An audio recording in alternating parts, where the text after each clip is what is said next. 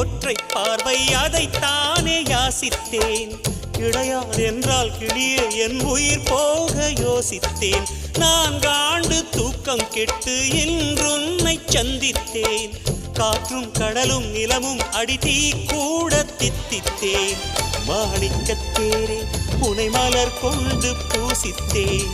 என்னை நான் கிள்ளி இது நிஜம்தானா சோதித்தேன். இது போதுமே இது போதுமே இனி என் கால்கள் வான் போகுமே.